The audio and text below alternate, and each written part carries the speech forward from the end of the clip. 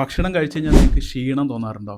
അതായത് ഒന്ന് മയങ്ങണം എന്നൊക്കെ തോന്നാറുണ്ടോ? ഇത് നല്ലതല്ല ട്ടോ. നിങ്ങൾക്ക് ഇൻസുലിൻ റെസിസ്റ്റൻസ് ഉണ്ടെന്നാണ് ഇതിനർത്ഥം. അതായത് ഷുഗർ വരാൻ സാധ്യതയുണ്ട് എന്നുള്ളത്. പ്രത്യേകിച്ച് ഉച്ചയ്ക്ക് ഭക്ഷണം കഴിച്ച ശേഷം നമുക്ക് ക്ഷീണം, ഉറക്കമൊക്കെ തോന്നുന്നുണ്ട്. ഇത് റെഗുലർ ആയിട്ടുണ്ടെങ്കിൽ ഭക്ഷണത്തിനനുസരിച്ച് ബ്ലഡ് ഷുഗർ വേരിയേഷൻ വരുന്നത് ഇങ്ങനെയാണ്. അതിനനുസരിച്ച് തന്നെ നമ്മുടെ ഇൻസുലിൻ ലെവൽ ബ്ലഡിൽ കൂടും. എന്നാൽ ഷുഗർ വരാൻ സാധ്യതയുള്ള ആൾക്കാർക്ക് ഇൻസുലിൻ റെസിസ്റ്റൻസ് കാരണം ഇൻസുലിൻ്റെ ലെവൽ കൂടുകയും ഭക്ഷണത്തിന് ശേഷം ബ്ലഡിലെ ഷുഗർ വളരെയധികം താഴ്ന്നു പോവുകയും അത് കാരണം നമുക്ക് ക്ഷീണം തോന്നുന്നത്. ഇങ്ങനെ അനുഭവിക്കുന്ന ആൾക്കാർ എന്താ ചെയ്യേണ്ടതെന്ന് വെച്ചാൽ ഉച്ചയ്ക്ക് ലഞ്ച് കഴിക്കുന്നതിൽ ചോറ് അല്ലെങ്കിൽ കാർബോഹൈഡ്രേറ്റ് വളരെയധികം കുറയ്ക്കുക. പകരം ഫൈബർ, പ്രോട്ടീൻ കണ്ടന്റ് കൂട്ടി കഴിക്കുക. ഫ്രൂട്ട്സ്, വെജിറ്റബിൾസ് ഒക്കെ നന്നായിട്ട് കഴിക്കാൻ ശ്രമിക്കുക. ഭക്ഷണം കഴിച്ചിട്ട് ഒരു 5 മിനിറ്റ് ഒന്ന് നടക്കുക.